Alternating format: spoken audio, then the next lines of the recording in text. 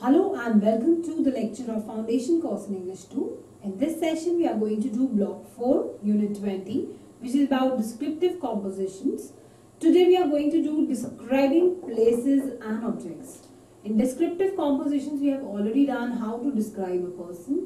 हमने ये जाना पिछले सेशंस में कि एग्जैक्टली एक पर्सन को जब हम डिस्क्राइब करने लगते हैं तो उसमें क्या क्या चीजें इंक्लूड करनी चाहिए, कौन कौन से ऐसे फैक्टर्स हैं जो हमें इंक्लूड करने चाहिए व्हाइल डिस्क्राइबिंग एनी पर्सन, जिसमें हमने ये पढ़ा कि उनकी साइज, बिल्ड और physical appearance, qualifications, education qualifications and work experience, उसके साथ उनकी हैबिट्स, लाइक्स, डिसलाइक्स और जनरल नेचर, ये सब चीजें हमें इंक्लूड करने चाहिए. And now we are going to do describing places and objects, यानी कि जब कोई प्लेस आपने डिस्क्राइब करनी हो, कोई पर्टिकुलर जगह आपने डिस्क्राइब करनी हो तो आप कैसे करते हो, उसमें क्या चीजें इंक्लूड करेंगे. And when you have to describe any object, कुछ भी हो सकता है, ऑब्जेक्ट रिमोट है या टीवी है, anything, you are describing any object, pen, pencil or crockery, so how will you describe that object? We are going to study this, and in this session what are the topics we are going to be cover? First is location and size, sounds and smells, the objects associated with the place, and describing particular objects. These are the topics we are going to do in this session. Let us start with describing places. जब हम किसी भी place को describe कर रहे हो, obviously आप उसकी location और साइज के बारे में बता सकते हैं. जैसा कि हम जानते हैं कि कोई भी जगह के बारे में हमने कोई भी लैंडमार्क भी इनफैक्ट कभी डिस्क्राइब करना हो तो हम उसकी लोकेशन बताते हैं, उसका साइज बताते हैं. जैसे कि यहाँ पर मैंने एक एग्जांपल लिया है माय आंट्स हाउस का. माय आंट्स हाउस को मैंने डिस्क्राइब किया है विद द लोकेशन की कहाँ पे है वो और किस साइज में बिल्डअप है और अंदर क्या क्या है उसमें और कितने रूम्स हैं, कितने फीट की वॉल्स हैं, कितनी हाई टावर है या कितना हाई उसका रूफ है, तो और उसके आसपास क्या है, लोकेशन उसकी बताई है मैंने. सो यहाँ पर आप देख सकते हैं as an example my aunt's house में my aunt has a small single storied house. मेरी आंट का एक छोटा सा सिंगल स्टोरीड हाउस है. It has only 2 living rooms. अब मैंने उसका बताना शुरू किया कि एग्जैक्टली कैसा है उसके साइज के बारे में, और अब उसके बाद मैं आपको लोकेशन के बारे में बताऊंगी. पहले मैंने उसके साइज के बारे में शुरू किया है कि वो एक छोटा सा सिंगल स्टोरीड हाउस है और उसमें 2 लिविंग रूम्स हैं. बड़े वाला रूम जो है it's 10 feet by 8 feet in size and smaller one is 6 feet long and 4 feet wide. यहाँ पे दोनों रूम्स का भी मैंने साइज बताया कि एग्जैक्टली बड़ा रूम कितना है और छोटे रूम का क्या साइज रहेगा. The ceiling is quite low, it must be only 8 feet high. Ceiling के बारे में बात कर रहे हैं उसके साइज के बारे में कि सीलिंग जो है वो 8 feet हाई है सिर्फ, and doors are only 5 feet and 6 inches high, and you have to bend your head to enter the house. बहुत छोटा हाउस है इसलिए उसके सीलिंग भी काफी नीचे है और डोर्स भी काफी छोटे हैं, and you have to bend your house, you have to bend your head to enter the house. तो आपको थोड़ा सा बेंड होके जाना पड़ेगा अगर आपको हाउस के अंदर एंटर करना है. तो the house is situated at the end of मंदिर मार्ग, just opposite Rajkot Public Library. So now I am describing about the location also. मैंने साइज के बारे में बताया कि वहाँ पे कितने बड़े दरवाजे हैं, सीलिंग और वहाँ पे रूम्स कितने बड़े हैं. And after that I come to the location part कि वो एग्जैक्टली एंड ऑफ मंदिर मार्ग में है वो उनका घर और just opposite to Rajkot public library. तो यहाँ मैंने उसकी लोकेशन के बारे में बताया. इसी तरीके से जब आप किसी भी प्लेस को डिस्क्राइब कर रहे हो तो वहां आप उसके लोकेशन और साइज को एक्सप्रेस कर सकते हैं कि एग्जैक्टली वो कितना बड़ा है, या उसमें सीलिंग का, डोर्स का, विंडोज का, कैसे भी करके आप उसके साइज के बारे में बता सकते हैं कि कितनी हाई वो है और कितना ऊपर उसका टेरेस है, कितने फ्लोर्स हैं उस घर में, या कितने रूम्स हैं और किचन कितनी बड़ी है और कौन कौन से रूम्स हैं, बाथरूम्स एंड ऑल. तो वो भी आप डिस्क्राइब कर सकते हैं टेलिंग अबाउट इट्स साइज. जब बात आती है लोकेशन की तो आप उसके आसपास के कोई लैंडमार्क से बता सकते हैं कि उसके सामने जो है वो कहाँ पर सिचुएट करता है, एग्जैक्टली कहाँ पर है वो. जैसे कि यहाँ पे मैंने बताया कि वो मंदिर मार्ग के एंड पे है, तो ऐसे ही आप बता सकते हैं कि वो नियर पोस्ट ऑफिस है या कहाँ पर है, और ऑपोजिट टू स्कूल या लाइब्रेरी, कहाँ पर, जहाँ पर भी आप बताना चाहते हैं तो उसकी लोकेशन को आप डिस्क्राइब करेंगे. उसके आसपास ट्रीज हैं या गार्डन है, इस तरीके से आप उसकी लोकेशन को डिस्क्राइब कर सकते हैं. So while describing any place, you have to include its location and size. Another thing that you can use as a part of this, जहाँ पर आप कोई जब place को describe कर रहे होंगे तो आप वहां पर उसकी कुछ साउंड्स और स्मेल्स को भी बता सकते हैं। यानी कि मान लीजिए जब आपको इस्लाम एरिया को मान लीजिए डिस्क्राइब कर रहे हैं, तो आप पहले तो वहाँ का लोकेशन बता सकते हैं कि वहाँ आसपास क्या है, क्या साइज है। उसके बाद अगर आप चाहें तो उस जगह को डिस्क्राइब करते वक्त आप उसकी साउंड वगैरह, यानी कि उसके आसपास हो सकता है कोई मंदिर हो, या फिर जहाँ पे क्लिंगिंग ऑफ बेल्स की आवाज आती हो, या कुछ और मार्केट है उसके आसपास जो काफी क्राउडेड रहती है, तो काफी शोर रहता है वहाँ पे घर के आसपास। या कुछ और अगर आपने कोई एग्जांपल लेते हैं तो मान लीजिए आपका घर ऑन द रोड है, तो वहाँ पर काफी ट्रैफिक जैम रहता है, काफी शोर रहता है, तो हॉर्न्स वगैरह की काफी आवाज आती है। तो ऐसे आप साउंड्स को एक्सप्रेस कर सकते हैं कि उसके आसपास अगर कुछ पर्टिकुलर ऐसी चीज है जहां से काफी साउंड्स वगैरह को आप एक्सप्रेस कर सकते हैं, तो आप while describing the place you can use this effect also, this particular technique also. So as यहाँ पर मैंने एज इन साउंड के लिए एक एग्जाम्पल दिया है जहाँ पे आप समझ पाएंगे कि कैसे आप साउंड को भी एक्सप्रेस कर सकते हैं while describing any place. As I pushed through the crowd into the busiest place of the market, यहाँ पर मैंने मार्केट के बारे में बताया है कि मार्केट में साउंड्स आप जानते हैं कि कितना ज्यादा वहाँ पे रश रहता है, ट्रैफिक रहता है और बहुत ज्यादा क्राउडेड रहता है मार्केट, तो शोर काफी रहता है। तो इसीलिए थोड़ा सा साउंड के साथ आप बता सकते हैं, लेकिन जरूरी नहीं है कि बहुत ज्यादा मैंडेटरी है कि आपको इंक्लूड करना है। बट हाँ, मोस्ट ऑफ द प्लेसेस पे अगर आप ऐसी चीजें हैं जहाँ पे साउंड से आप उनको एक्सप्रेस कर सकते हैं, तो आपको ये भी इंक्लूड करना चाहिए। So as I pushed through the crowd into the busiest place of the market, I was completely stunned. There was a feeling of uncertainty as crossed the road, flooded by vehicles. I heard a creaking noise. Then walked past the door of the restaurant. The clanging of the dinner bells could be heard very clearly. Girls were standing and continuously gossiping. The soda man was opening the bottles, which produced a popping noise, while his partner was pounding his hand on the desk during his argument with a customer. तो यहाँ पर आपने देखा कि कैसे मैंने market के बारे में वहाँ की साउंड्स को कैसे एक्सप्रेस किए कि while क्रॉसिंग द रोड पूरे व्हीकल्स हैं, उनके क्रीकिंग नॉइज आ रही है। आप जानते हैं कि व्हीकल्स होते हैं कैसे हॉर्न की आवाज आपको बहुत ज्यादा क्रीकिंग लगती है। सो जब मैं busiest place of the market में था, मैं बहुत ज्यादा स्टन्ड हो गया, आई वाज कंप्लीटली स्टन्ड, और चारों तरफ व्हीकल्स दिखाई दे रहे थे और उनकी बहुत ज्यादा क्रीकिंग नॉइज आ रही थी। एंड जब मैंने डोर ऑफ द रेस्टोरेंट तक पहुंचा तो वहां पर clanging of the dinner bells आवाज को आपने रिप्रेजेंट किया कि डिनर बेल्स की क्लैंगिंग की आवाज आ रही थी। एंड गर्ल्स वहां पर खड़ी थी और उनकी गॉसिपिंग हो रही थी, तो गर्ल्स की साउंड आपने यहाँ एक्सप्रेस करी।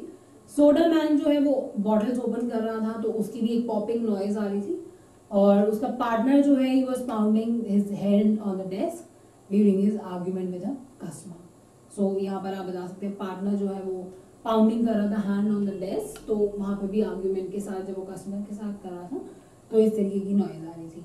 सो आप पूरे के पूरे आपने साउंड को एक्सप्रेस कर दिया कि इस पर्टिकुलर प्लेस पे आसपास किस किस तरीके की साउंड सुनाई दे रही थी, कौन लोग बात कर रहे थे, कौन क्या कर रहे थे, और कहाँ से किस तरीके की नॉइज या साउंड आपको सुनाई दे रही थी। इस तरीके से आप उस प्लेस के साथ एसोसिएट कर सकते हैं। स्मेल्स जरूरी नहीं है हर जगह पे होगी, लेकिन मोस्ट ऑफ द प्लेसेस में भी कुछ ना कुछ स्मेल रहती है। गार्डन में आप कह सकते हैं बहुत ब्यूटीफुल एक फ्रैग्रेंस रहता है फ्लावर्स का, या फिर कुछ स्लम एरिया में जाएंगे या गाँव, वहां पर ऐसा है कि गार्बेज है आसपास, गंद कूड़ा है, तो स्मेल रहेगी वहां पर। और काफी या कहीं ऐसी जगह पे मार्केट में जाते हैं जहाँ पे आसपास लोगों ने बहुत सारे डस्टबिन वगैरह ना होने की वजह से रोड पे सामान फेंक रखा है, तो वहां पे भी कई बार स्मेली हो जाता है वो। या कहीं आप रेस्टोरेंट में गए तो बहुत अरोमा वहां पे आप कह सकते हैं खाने की बहुत अच्छी खुशबू आ रही। So you can describe the places with smells also. So here I have given an example. You can check out that how you can express the smell of that particular place. The cook standing on the roadside was constantly slamming the pan on the stove. जैसे कि मैंने आपको बताया खाने के बारे में बता सकते हैं, तो कुक खड़ा है रोड साइड पे। जैसे रोड साइड पे बहुत सारे आपने देखे होंगे कि कई बार स्टॉल्स लगे होते हैं, तो वहां पर कुक जो है रोड साइड पे खड़े होकर पैन को हिला रहा है और उसमें कुछ बना रहा है स्टोव पे, while his partner was chopping down the vegetables, और पार्टनर उसका वेजिटेबल्स को चॉप कर रहा है। The transformer started producing a buzzing noise and it seemed very dangerous. और वहीं ट्रांसफॉर्मर था तो उसमें से कुछ buzzing सी noise आने लगी और वो काफी dangerous लग रही थी. Suddenly there was a roaring of the fire truck as it raged through the crowd towards a place far away. There was a moment of silence and then the monotonous routine of hustle and bustle started all over again.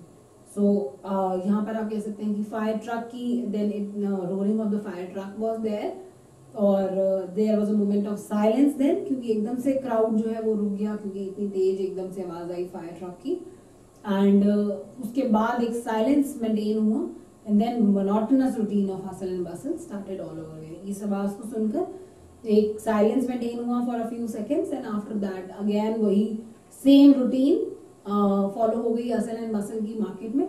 पर आपने यहाँ देखा कि कुछ smell आपने express करी कि cook जो है कुछ बना रहा है और उसकी खुशबू सी आ रही है और ट्रांसफॉर्मर में से भी कुछ बजिंग नॉइस निकल रही है और उसमें से भी कुछ स्मेल प्रोड्यूस हो रही है. तो इस तरीके से आप उस पर्टिकुलर प्लेस को कुछ स्मेल वगैरह के साथ भी एसोसिएट कर सकते हैं. नाउ अब ये सब चीजें इंक्लूड करने के बाद लोकेशन, साइज, साउंड, स्मेल, आप उस पर्टिकुलर ऑब्जेक्ट के साथ भी किसी प्लेस को एसोसिएट कर सकते हैं. जैसे कि आप किसी सीन को डिस्क्राइब कर रहे हैं तो वहां पे आप बता सकते हैं कि वहाँ रेलवे स्टेशन है तो आप वहां पर एक्सप्रेस कर सकते हैं कि वहां पे बहुत सारी ट्रेन्स हैं, हॉकर्स हैं और इस तरीके से पॉटर्स और बहुत सारे लोग हैं वहां पर जो सामान उठा के ले जा रहे हैं. तो आप कह सकते हैं कि बहुत ज्यादा शोर है, क्राउडेड है, तो वहां पे कुछ ऑब्जेक्ट्स होंगे, चेयर्स हैं, बेंचेस हैं, उनको एक्सप्रेस कर सकते हैं. इस तरीके से आप किसी भी सीन को डिस्क्राइब करते टाइम वहां पे कुछ ना कुछ ऑब्जेक्ट्स रहेंगे एसोसिएट उस प्लेस के साथ, उनको एक्सप्रेस कर सकते हैं. हॉस्पिटल है तो वहां पे आप डॉक्टर्स या वहां पे जो भी सामान रहता है हॉस्पिटल में, बेड एंड ऑल और मेडिसिन की बहुत ज्यादा स्मेल रहती है उसके साथ आप बता सकते हैं. या वहां पे और भी बहुत सारी जो चीजें आपको दिखाई देती हैं हॉस्पिटल्स में उनको आप एक्सप्रेस कर सकते हैं. या ब्यूटीफुल कोई लैंडस्केप को एक्सप्रेस करें तो वहां पर ग्रीन पैस्चर्स, ट्रीज, रिवर और ब्यूटीफुल मीडो आप उनको एक्सप्रेस कर सकते हैं. So one must focus attention on the various interesting things that are the part of the scene. तो आप उनमें से जो भी इंटरेस्टिंग चीजें हैं उस पर्टिकुलर सीन में उनको आप यूज कर सकते हैं एज टू फोकस अटेंशन. तो उस सीन को एक्सप्रेस करते टाइम वहां पर भी जो भी ऑब्जेक्ट्स उससे एसोसिएट करते हैं, वहां पे जो भी हैं जो आपको लगता है इंटरेस्टिंग रहेंगे और उस पार्ट रहेंगे उस सीन का, उसको आप यूज कर सकते हैं as an object associated with that place और while describing that place you can use those things. Particular object को डिस्क्राइब करते टाइम क्या क्या चीजें आप बता सकते हैं. आप ऑब्जेक्ट यानी कि कोई भी चीज हो सकती है, मिक्सर, ग्राइंडर, टेबल, चेयर और TV, computer, anything can be there, any object is there. तो आप उसके साइज के बारे में बताएंगे, टेक्सचर के बारे में बताएंगे, उसके यूज के बारे में बताएंगे, वो ऑब्जेक्ट कहाँ यूज होता है या उसका कैसा टेक्सचर है, कौन से कलर का है, कौन सा उस पर कोई डिजाइन है तो कौन सा डिजाइन है, किस चीज का बना है वो, ये सब चीजें आप एक्सप्रेस करेंगे by describing any particular objects. अब मिक्सर, यहाँ पर मैंने डिस्क्राइब किया एक मिक्सर एज एन एग्जाम्पल. आप देख सकते हैं यहाँ पे a mixer is use for mixing food. The mixer is made of metal and plastic. यहाँ पे मैंने सबसे पहले यूज बताया है उसका मिक्सर का कि मिक्सर एग्जैक्टली यूज किस लिए होता है, फॉर मिक्सिंग फूड. फिर मैंने उसके टेक्सचर के बारे में बताया कि किस चीज से बना होता है. It is made up of plastic and metal. और अब मैं उसको एक एक इंग्रेडिएंट्स उसके जो भी चीजों से वो बना है उसको एक्सप्रेस करना चाहूंगी कि मिक्सर किन किन चीजों से मिलाकर बनता है. It consist of 5 parts, a base, a stand, motor housing, beaters and a bowl. तो ये सब चीजें हैं जो इकट्ठे मिलके एक मिक्सर बनाती हैं. अब मैं एक एक चीज को यहाँ पे एक्सप्रेस कर रही हूँ कि एग्जैक्टली वो चीजें कैसी होती हैं और कैसी शेप में रहती हैं, क्या साइज रहता है उनका. पहले हम बात करते हैं बेस की. पार्ट्स में से सबसे पहले हमने देखा बेस. तो base is rectangular in shape, base rectangular है शेप में और 12 सेंटीमीटर वाइड है एंड 15 सेंटीमीटर लॉन्ग है. So this is about the base, जहां पे हमने देखा कि वो कैसी शेप का है और क्या उसका साइज है. फिर हम बात करते हैं स्टैंड की, which is supported by the base and it is 30 centimetre in height. So base उससे सपोर्ट करता है and then it is above that और 30 सेंटीमीटर इन हाइट है. Then you can see motor housing. और ये इसके बारे में मैंने आपको बताया कि ये कैसे स्टैंड के ऊपर जॉइंट रहेगा. It contains motor and it is joined by the stand. तो इस तरीके से आपने बताया कि मोटर जो है वो कैसे उसके साथ ज्वाइंट रहेगी स्टैंड के साथ। यहां मैं बात कर रही हूँ वैक्यूम बॉटल की। Vacuum bottle as an object मैं डिस्क्राइब कर रही हूँ। वैक्यूम बॉटल जो है एक कंटेनर है जिसमें हम लिक्विड्स को रखते हैं, या तो उन्हें गर्म रखने के लिए या ठंडा रखने के लिए, तो उनका टेम्परेचर चेंज नहीं होता है। सबसे पहले मैंने वैक्यूम बॉटल का यूज बताया कि वैक्यूम बॉटल एग्जैक्टली क्या चीज है। एक कंटेनर है और उसका यूज क्या है। हम कोई भी लिक्विड को रखने के लिए इसे यूज करते हैं, उसे गर्म रखने के लिए या ठंडा रखने के लिए, क्योंकि इसके अंदर वो ना गर्म है तो ठंडा नहीं होगा और ठंडा है तो गर्म नहीं होगा। सो टू मेंटेन द टेम्परेचर हम इस तरीके की वैक्यूम बॉटल यूज करते हैं। And it is composed of metal container. हम उसके टेक्सचर की बात कर रहे हैं कि किससे बना है। मेटल कंटेनर से बना है। Glass bottle, plastic cap, cork and a shock absorber. तो एक ग्लास बॉटल का, प्लास्टिक कैप का, कॉर्क का और शॉक एब्जॉर्बर से बना है। आउटर पार्ट ऑफ बॉटल जो है वो मेटल कंटेनर और प्लास्टिक कैप से बना है। आप देख सकते हैं, बाहर की बात करें आउटर पार्ट की, जो मेटल कंटेनर और प्लास्टिक कैप से बना है। And base is flat and circular. उसका बेस जो है वो फ्लैट है और सर्कुलर। इस तरीके से हमने पूरे उसके शेप को बताया, साइज को बताया और उसके यूज को बताया, उसके टेक्सचर को बताया, वो किस किस चीज से बना है, उसमें क्या क्या चीजें इंक्लूडेड हैं, क्या सब मिला के वो एक पूरी बॉटल को बनाते हैं, और बाहर का आउटर पार्ट कैसा डिजाइन है, उस पर क्या है, वो भी हमने एक्सप्रेस किया। तो इस तरीके से आप कोई भी ऑब्जेक्ट को डिस्क्राइब कर सकते हैं। जैसे कि यहाँ पर हमने वैक्यूम बॉटल को डिस्क्राइब किया है, और पहले आपने देखा कि कैसे हमने मिक्सर को डिस्क्राइब किया। कोई भी ऑब्जेक्ट डिस्क्राइब करते वक्त कुछ ज्यादा आपको नहीं, बस उसके साइज, उसका टेक्सचर, उसका यूज, उसमें क्या क्या चीजें इंक्लूडेड हैं, उसमें कोई डिजाइन है या पर्टिकुलरली उसका साइज कैसा है, कोई पर्टिकुलर चीज इंक्लूडेड है उसमें तो वो कैसी है, बाहर से कैसा दिखता है और क्या उसका यूज रहेगा, ये सब चीजें आप इंक्लूड कर सकते हैं व्हाइल डिस्क्राइबिंग एनी ऑब्जेक्ट। आज इस सेशन में we have done about describing places and describing objects. While describing any place, you can use something. I have given you hints what all things you can include in that describing place. When you are describing any place, you can include location, size, sound, smell, or the objects associated with that place, with that scene. And while describing any object, you can use these things. What I have given you hints here.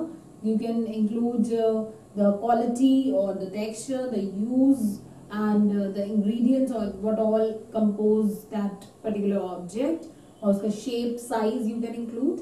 So that is all about this session where we have studied about describing objects and places. We'll learn many more things in the next sessions, describing processes, conditions also. So that is all about this session by now. Thank you. Thanks a lot.